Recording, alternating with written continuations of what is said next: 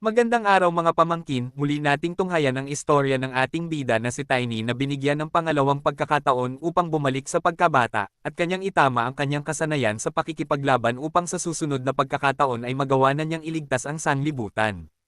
Ngunit bago tayo magsimula mga pamangkin, pahingi naman ako ng isang subscribe dyan para sa mga hindi pa nakasubscribe. Papindot na din ng like at pa-comment na din, maliit na bagay lang yan sa inyo, ngunit napakalaking tulong nito para sa akin, maraming salamat po. Sa kabila ng itsura, ipinaramdam ni Tiny na mas mabigat siya kaysa sa inaasahan. Isinunod niya ang paliwanag na puno siya ng lakas. Di nagtagal, tinadyakan niya ng malakas ang dibdib ng lalaki at pinayuhang huwag ng magpakapagod dahil wala rin namang saysay ang ginagawa nito. Dahil sa tindi ng sakit, nagsimulang umubo ang lalaki. Sa isip ni Tiny, ayos lang iyon. Ngumiti siya habang kumikislap ng bughaw ang katawan sa presensya ng mana. Napagtanto niyang nasa ayos na ang kanyang katawan na puno ng mana. Noon sa kanyang nakaraang buhay, hindi tama ang pagkakaayos nito kaya't nagdulot iyon ng pagkasira. Ang sikreto ng teknikong kanya mismong likha ay ang paggamit sa sariling katawan, isang pagsasanib ng pisikal na katawan, katawan ng mana, at sariling kakayahan. Dahil dito, labis ang lakas na naidudulot. Isinapuso ni Tiny na mahalaga ang maayos na kalusugan kung gusto niyang manatiling malakas. Naalala niya ang sandaling nerbyosong iniabot ni Emma ang isang plato ng pagkain, sinasabing iyon na ang lahat ng pagkain niya para sa 10 araw. Patuloy siyang kumain ng patatas na parang gutom na gutom. Alam niyang tinulungan siya ni Emma. Samantala, ang lalaking kanina ay bumagsak na lang sa likod habang sinusubukang kumalma gamit ang kanyang mga kamay. Lumapit sa kanya si Tiny na may madilim na tingin. Habang papalapit, napagtanto niyang sa pagkakalikha niya ng katawan na puno ng mana, doon niya lubos na naunawaan kung bakit pumalpak ang lahat sa dati niyang buhay. Dahil sa takot, nagsimulang gumapang palayo ang lalaki, ginagamit ang kamay para makatawid sa mga batong harang. Habang ginagawa iyon, nagtanong siya sa isip kung ang katawan ba nito ay gawa sa mana. Sa parehong sandali, nanlilisik ang mata ni Tiny habang sinasabi na ang mahina at bagong gising na mana, kung sinamahan pa ng sugatang katawan, ay mas madaling ituwid ang tamang balanse. Hinawakan ni Tiny ang binti ng lalaki at hindi na siya pinatakas pa. Napalingon ng lalaki na punong-puno ng takot. Nagtanong ito sa isip kung ano ba ang pinagsasasabi ni Tiny. Hindi na siya sinagot ni Tiny, bagkus ay hinailan nito ang kanyang binti gamit ang buong lakas, at sa gitna ng tensyon ay pinasalamatan pa siya. Nagbuelo si Tiny at nagsimulang tumakbo papunta sa tarangkahan habang isinisigaw na iyon ay kapalit ng halos pagpatay nila sa kanya. Ibinato niya ang lalaki ng buong lakas. Tumilapon ito, dumiretso sa pinto ng bahay, at sumalpok sa pader na tila wala lang. Bumagsak siya at bumaon sa dingding. Sa loob ng bulwagan, nagsigawan ang mga tao at nagsitakbuhan palayo, nagsipagtagilid at nagsihiga sa sahig para makaiwas. Isa sa mga lalaki ang napatingin sa gilid at napatanong. May biglang nagsimulang tumakbo palayo habang sumisigaw na may hindi inanyayang bisita. Sa mga sandaling iyon, ang lalaking bumangga sa bahay ay nakahandusay sa mga baitang, parang wala ng buhay. Pumasok si Tiny sa wasak na pintuan, habang palibot ay alikabok. May nagtanong kung sino siya. Sa harap nakangiti si Tiny na may halong tapang habang patuloy na naglalakad. Habang nangyayari iyon, may nagtatanong kung iyon ba ang batang palaging namamaalamos. Nagliliwanag si Tiny sa bughaw na liwanag habang papalapit sa mga kalabang nakahanay. Dalawang magkaparehong lalaki ang nasa itaas, nakasandal sa relang. Nagtanong ang isa kung mag-isa lang ba itong dumating. Tiningnan nila siya ng masama, iniisip kung anong lakas ang ipinaglalaban nito nang wala man lang dalang armas. Bigla siyang yumuko na para bang may pupulutin. Nagtanong siya kung bakit nila inakalang wala siyang dala. Sa isang iglap, hinailan niya ang paa ng isa sa kanila at sinimulang kalagkarin ito. Ngumisi si Tiny, waring tuwang-tuwa, at ipinaramdam na ito na iyon. Nag-umpisang sumigaw ang lalaki, halatang takot na takot. Isinwing ni Tiny ang katawan nito sa paligid, sinisikap na patumbahin ang iba. Sa isang matalim na galaw, naitulak niya ang lahat ng nasa paligid. Ang mga lalaki ay nagsimulang magsihulog at magsigawan sa sindek, ang ilan sa kanila ay tumilapon papunta sa lalaki na unang bumangga sa bahay, na nananatili pa ring takot na takot at hindi makakilos. Lumapit si Tiny sa lalaking kanyang kinakaladkad at isinwing ito papunta sa isa pang lalaki gamit ang buong lakas. Tumama ito sa kalaban. Ang isang lalaki ay napayuko sa gilid, nakabukas ang bibig na parang wala ng buhay. Ang isa na may basag na mga ngipin at nakatingin sa itaas na may parehong malamlam na tingin. Tumigil si Tiny sa pagkilos. Maya-maya, tumangala siya at sinabi na tapos na ang mga paon. Tiningnan niya ang dalawang lalaking nasa itaas ng balkonahe at tinukoy na sila na lang ang natitira, ang magkapatid na Rander. Sa isang mabilis na galaw, inilabas ng isa ang kanyang espada mula sa kaluban. Ngumisi si Tiny, ipinakita ang mapuputing ngipin, at mahigpit na pinisil ang kamao. Nakapalibot sa kanya ang bughaw na enerhiya ng mana. Sa gulat ng unang kapatid, napansin niyang gumagamit ng mana si Tiny. Kinumpirma ng ikalawang kapatid na totoo nga at may halong pangungutya niyang binanggit na ang bangkay ang siyang may-ari ng mana. Masaya namang iminungkahi ng panganay na baka maaari nila itong ibenta sa mataas na halaga. Mabilis na tumalon ang magkapatid na Rander at nawala sa paningin. Napatingin si Tiny sa binti ng lalaki na hawak niya pa, puno ng pagtataka. Mabilis namang bumaba ang magkapatid mula sa itaas, may hawak na espada sa bawat kamay. Naiinis na itinapon ni Tiny ang binti palayo at sinabi sa sarili na wala na itong silbi. Bumalik sa kanyang alaala ang isang pangyayari mula sa kanyang nakaraang buhay kung saan isang kabalyero ang nabigla sa ginawa niya, ginamit niyang sandata ang isang tao. Hindi ito matanggap ng kabalyero at tinawag siyang baliw. Hinimok siyang kumilos ng mas marangal. Tumanggaw lamang si Tiny, itinaas ang kilay ng may kayabangan at nagtanong kung paano nga ba dapat iyon gawin. Nakaharap sa kanya ang kabalyero, nababalutan ng bughaw na aura at handang lumaban, sabay iniaya na imbes na gumamit ng karahasan ay sanay magsanay siya ng tunay na sining ng pakikipaglaban. Tumayo si Tiny, iniharap ang kanyang mga kamao at ngumiting may kalikutan sa mukha. Sa isipan niya, tila sinasabi niyang hindi na ito ang panahon para sa marangal na laban. Sa mga sandaling iyon, galit na lumapit ang magkapatid na Rander, itinaas ang kanilang mga espada at sabay-sabay na hamampas mula sa itaas. Iniwan ng kanilang mga espada ang pulang bakas ng enerhiya sa hangin. Mabilis na umatras si Tiny kaya't hindi siya tinamaan. Nagulat ang magkapatid sa kanyang liksi, tila ba nabasa nito ang kanilang galaw. Sumunod na bumagsak ang kamao ni Tiny sa mukha ng isa sa kanila, napakalakas ng tama kaya't lumingon ang ulo ng biktima sa kabilang direksyon. Napako sa pagkakatitig ang isa pang kapatid, hindi na malayang tumama na pala ang tuhod ni Tiny sa kanyang ulo. Lumipad pa itaas ang katawan ng ikalawang kapatid, may laway pang umaagos mula sa kanyang bibig. Mabilis namang lumundag si Tiny, sinundan ito sa ere, at hinawakan siya sa dibdib. Mula roon ay inihagis niya ito ng buong lakas. Bumulusok pababa ang katawan ng Rander brother, bumangga sa bakod ng balkonahe at tuluyang lumipad sa pasilyo ng ikalawang palapag, ang katawan ay hindi natural ang pagkakayuko. Hinabol siya ni Tiny, dumulas ang paa sa sahig para bumagal, saka muling tumadyak upang tapusin ang pag-atake. Sa malapit, isang malaking gusali ang may mga sindi pang ilaw sa mga bintana. Ang ikalawang kapatid ay bumagsak sa loob ng isang silid, at lumipad ang alikabok. Napakunot-nuo si V at ipinikit ang mga mata. Pagdilat niya, lumingon siya sa gilid at tinanong kung sino ang naroon. Lumakad papasok si Tiny, puno ng determinasyon. Naalala niya kung paano siya noon nagulat na ang tinuturing na leader ng mga tulisan sa liblib na lugar ay hindi pala tao, kundi isang beastman. At hindi lang basta beastman, isa siyang silver wolf, isang pambihirang nilalang na may pulang mata at matutulis na ngipin, taglay ng mga direktang inapo ng imperial na lahi ng mga werewolf. Nakaupo noon si V sa isang trono, pinalilibutan ng mga werewolf, nakahalukip-kip at tila baga isang hari. Sa kanyang nakaraang buhay, halos hindi niya ito mapatay. Kaya ngayon, wala nang panahon para magtanong. Masama ang tingin ni V habang pinagmamasdan si Tiny.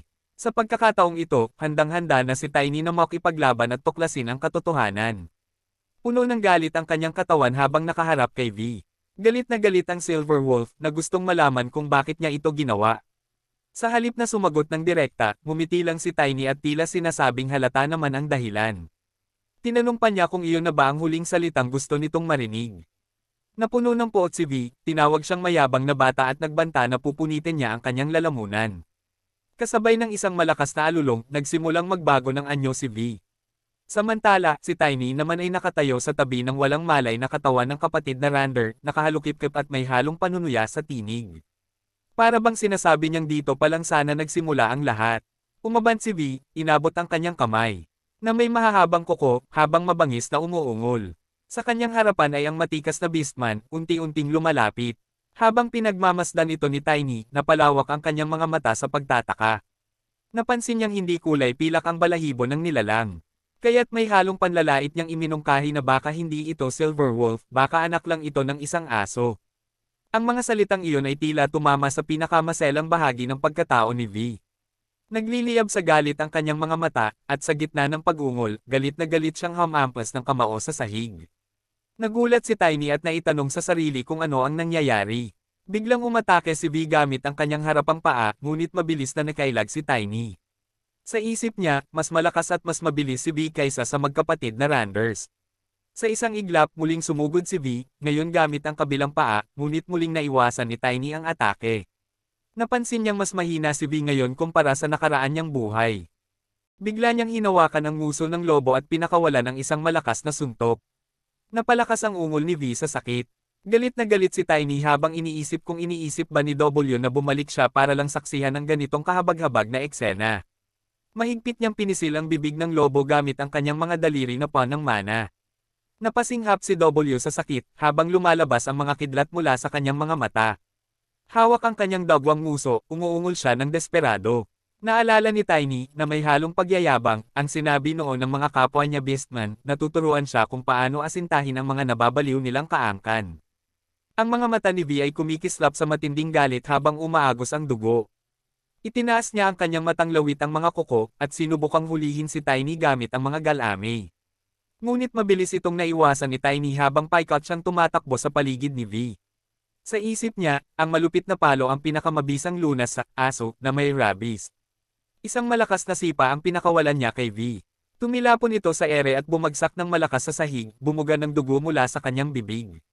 Ngiting mayabang ang sumilay sa mukha ni Tiny habang iniisip na huwag munang mamatay si V. Sinipa niya ito sa tiyan, at sa isang masamang ngisi, sinabi niyang nagsisimula pa lamang siya. Napasigaw si V sa tindi ng sakit. Muli niyang naalala ang sinabi ng isang kapwa Beastman na mas mainam pretuhin ng marahas ang lahing iyon sapagkat may likas silang kakayahang magpagaling ng sarili. Muli siyang sumuntok at sa lakas ng hampas, muling tumilapon si V, bumagsak sa pader at ito'y nabasag. Sa loob ng pader, may kakaibang liwanag na asol na agad napansin ni Tiny. Nauwi si V sa pagiging dagwang anyo ng tao. Maya-maya'y dumilat ito, takot na takot habang nakatitig kay Tiny. Tinanong ni Tiny kung nagbalik na ba ito sa katinoan. Nanginginig si V habang nagtatanong kung ano ang ginagawa niya roon at anong kailangan niya. Galit na galit si Tiny habang pinipigil ang kamao at sinigawan itong manahimik. Sa pagkakataong ito, hindi lang gulugad ang babasagin niya. Lalong namutla si Wall, nanlaki ang mga mata sa takot at buong katawan nitong nanginag. Sa mata nito'y malinaw ang pagmamakaawa, matatakasan ba niyang muli ang kaparusahan? Muli siyang sinigawan ni Tiny, sa pagkakataong ito'y pinapagsumamo niya si V ng tawad para sa kanyang kapatid. Lumipas ang ilang sandali, pinagdikit ni Tiny ang kanyang dagwang palad na parang nananalangin. Pumikit siya at same time na umusal ng dasal na sana'y matahimik na si Arena. Sa harapan niya, nakahandusay si V, nanginginig sa takot. Inilapit ni Tiny ang kamay sa kanya at sinabing gusto na niyang baliin ang leeg nito. Biglang tumayo si V, lumuhod, at pinagdugtong ang mga palad na parang nagsusumamo. Paulit-ulit siyang humingi ng tawad kay Arena, namumugto ang mata, at duguan ang mukha. Sa gitna ng pagdadalamati, walang humpay siyang yumuko at nagsabi ng paulit-ulit na, patawad. Tiningnan siya ni Tiny na may pagduduwal sa mukha. Aniya, gusto niyang putol-putulin si V at ihandog sa puntod ng kanyang kapatid. Ngunit patuloy sa pagyuko si V, halos pabuulong na ang kanyang paghingi ng tawad. Sa pagkasuklam, sinabi ni Tiny na ayaw siyang makita ni Arena sa kabilang buhay, kaya habang binubugbog niya ito, pinilit niyang paaminin kung bakit ang mga Beastmen ay naninirahan sa ganoong uri ng lugar. Ngunit tila wala nang naririnig si V. Patuloy ito sa same time na pananalangin habang humihingi ng kapatawaran kay Arena. Ibinaling ni Tiny ang paningin sa kanyang tabi at napansin ang isang bagay na nagniningning sa sahig. Napaisip siya, ano kaya ito? Dinampot niya ito, at sinabi sa sarili na sa nakaraang buhay ay hindi siya nakakita ng ganitong klaseng bato. Pinagmasdan niya ang hawak-hawak na bato, na bumubuga ng pulang enerhiya. Gulat na gulat siya, isa pala itong demonic energy. Nang matanto ito, nanlaki ang kanyang mga mata. Sa gitna ng pulang liwanag, lumitaw ang imahe ng isang lunar wolf na nakagapos sa mabibigat na kadena. Muling nagulat si Tiny sa kanyang nakita. Namula ang mata ng lunar wolf habang bamuka ang bibig nitong ng matutulis ng ngipin. Hindi maitago ni Tiny ang pananabik. Naalala niya ang mga sandaling magkasama sila ng isang dalaga, naglalakad sa mga batuhan at kagubatan na ng iba't ibang hayop at ibon. May dala siyang maso sa kanyang likuran at tinanong ang dalaga kung ano ang gusto nitong ipakita sa kanya. Itinuro ng dalaga sa harap nila ang isang nilalang, mga nilalang na tinatawag na mystical creatures. Ayon sa kanya, ito'y mga hayop na nabubuo habang dahan-daang naiipon ang mana sa kanilang katawan sa loob ng maraming siglo. Napatingala si Tiny at inaming hindi niya alam na may ganoong mga nilalang sa labas ng Alheim. Tumigilid siya ng tingin at napatingin sa USA na napapalibutan ng asul na mana. Naibulong niya sa sarili na ang mga espiritu ay isang pambihirang kababalaghan. Si Etina ay lumingon sa kanya at nagtanong kung tinatawag ba niyang espiritu ang kaluluwa ng mga hayop. Napaisip si Tiny at bagaman hindi siya isang espiritual na salamangkero, alam niya ang ilang bagay tungkol dito. Nakatalikod si Esa habang hawak ang isang bato na may berdeng aura. Tinanong niya si Tiny kung alam ba nito kung ano ang nilalaman ng diwa ng isang espiritu. Inilahad ni Esa ang bato para ipakita ito. Nagbalik si Tiny mula sa kanyang alaala at tiningnan ang bato. Napabulalas siya sa pagkagulat, isang espiritual na bato pala ito. Agad niyang itinuloy ang iniisip, sabay sulyap sa nakahandusay na si Wolf, at napaisip. Habang nagdarasal si Wolf at buong pagsisising binubulong kay Arena ang kanyang paghingi ng tawad, nagtanong si Tiny kung saan nakuha ni Wolf ang ganoong kaalagang bagay. Tiningnan niya paitaas kung saan nakagapos ang lobo at napansin niyang tila nasa kakaibang kalagayan ito. Muli niyang tinanong kung bakit ang espiritual na bato ay may taglay na enerhiya na karaniwang nauugnay sa mga demonyong nilalang. Sinimulan niyang ihampas ang kanyang kamao sa mga tanikala ng lobo na sinabayan ng paggamit ng mana mula sa kanyang kamay. Sa isang matinding liwanag, buong lakas niyang tinama ang kamao sa tanikala na agad na nagkapira-piraso. Nagkalat ang mga putol nitong bahagi sa paligid. Nang ibaba ng lobo ang mga paa at itingala ang ulo, nagsimula itong humalaklak ng nakakabingi. Nanlaki ang mga mata ni Tiny sa gulat at sa isip ay natanong kung ano ang nangyayari. Unti-unting lumitaw sa harapan niya ang mga alaala ng mga taong nagtangkang patumbahin ang lobo. Nakatayo lamang ang lobo noon, buong tapang na hinarap ang mga umatake. Napaisip si Tiny kung alaala ba ito ng isang espiritu. May mga kaina hinalang nilalang na pumaligid sa lobo, at napansin niyang lahat sila ay gumagamit ng demonyong enerhiya. Mabilis na umatake ang mga ito sa mga paa ng lobo gamit ang mga sandatang may madilim na enerhiya. Kalaunan ay sinimulan na rin nilang hiwain ang mga likurang paa nito. Napasigaw ang lobo sa tindi ng sakit hanggang sa bumagsak ito, duguan ang katawan. Pinalibutan siya ng mga tao, patuloy sa pag-amba ng kanilang mga sandata. Isa sa kanila ang buong higpit na humawak sa hawakan ng espada, kung saan umagos ang zigzag na sinag ng demonyong enerhiya. Sa isang iglap, tumalon ito sa ibabaw ng lobo at tuluyang tinarak ang espada. Isa pang tao ang may hawak ng espiritual na bato, at may halakhak na tila nababaliw habang tinatitigan ito. Sa lahat ng iyon, nanonood lamang si Tiny at buong puot na nasambit na para sa espiritual na batong iyon sila naroon. Ipinasa ng lalaki ang bato sa isang bata, na tila tulalang nakatingin dito.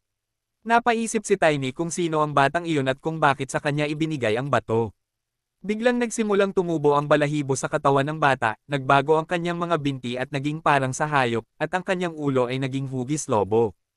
Nagsimulang yumalulong ang bata. Napagtanto ni Tiny na sinusubukan ng mga baliw na iyon na gamitin ang espiritual na bato upang makalikha ng mga taong nagiging hayop. Sa isip niya, ang batang iyon ay si Wolf.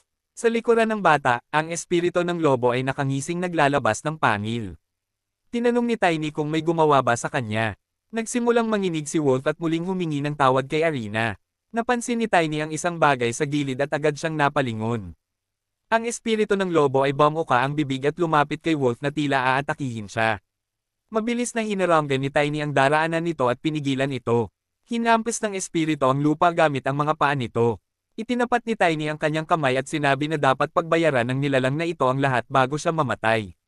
Tumigil ang espiritu ng lobo, isinara ang bibig at tumingin sa gilid na. Parang nag-iisip, nagulat si Tiny at natanong kung nauunawaan siya nito. Napagtanto niyang nakakagulat ito dahil hindi niya alam na may kakayahan pala siyang maging espiritual na salamangkero. Muli niyang naalala si Etina na minsang nagtanong kung interesado ba siyang maging espiritual na salamangkero. Sinabi nitong posible ito kung ang isang tao ay may malinis na kaluluwa at sapat na mana. Napakamot si Tiny sa ulo at napatingin sa lupa. Idinagdag ni Este na ang mga bata ay karaniwang inosente para dito. Bumalik sa kasalukuyan si Tiny at sinabi na parang ganoon nga ang sinabi ni AA. Pakiramdam niya, isa siyang bata ngayon. Ngunit agad din siyang tumutol at sinabing hindi siya sigurado kung inosente pa ba talaga siya. Sa puntong iyon, isinara ng espiritu ng lobo ang mga mata nito at marahang iniling ang ulo mula kaliwat kanan. Napatingin si Tiny sa kanya na may pagtataka at napabuntong hininga. Iniling ang ulo ng espiritu ng lobo palapit sa kanya at inilapat ang ilong nito sa kanyang noo. Napahinto si Tiny sa gulat. Ayon sa kanya, nagsabi raw ang espiritu na nang alisin niya ang sumpa, pumasok ang kanyang mana sa bato ng espiritu.